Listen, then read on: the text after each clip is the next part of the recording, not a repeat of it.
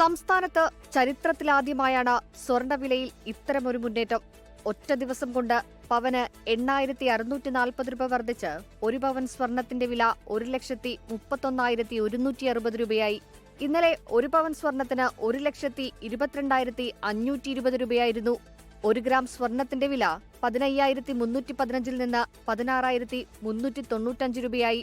ഒരു ദിവസം കൊണ്ട് വർദ്ധിച്ചത് 1000 രൂപ.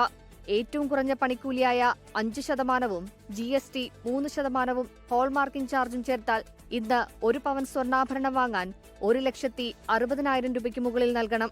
രാജ്യാന്തര സ്വർണ്ണവില ചരിത്രത്തിലെ ഏറ്റവും ഉയരമായ $5,578 വരെ എത്തിയതിന്റെ പ്രതിഫലനമാണ് കേരളത്തിലും സ്വർണ്ണവില കുതിച്ചുയരാൻ കാരണമായത്. അമേരിക്ക-ഇറാൻ സംഘർഷങ്ങൾ, US ഫെഡിന്റെ പലിശ നയം, ട്രംപ് ജെറോം പവൽ ഭിന്നത എന്നിവയെല്ലാമാണ് സ്വർണ്ണവിലയിലെ മാറ്റത്തിന് കാരണം. അമേരിക്കയും ഇറാനും തമ്മിലുള്ള സംഘർഷങ്ങളും ഇന്ന് സ്വർണ്ണവിലയെ വലിയ തോതിൽ സ്വാധീനിച്ചിട്ടുണ്ട്. രാജ്യാന്തര തലത്തിൽ സ്വർണ്ണവില $6,000 മുകളിലെത്തുമെന്നാണ് സാമ്പത്തിക വിദഗ്ധർ നിരീക്ഷിക്കുന്നത്.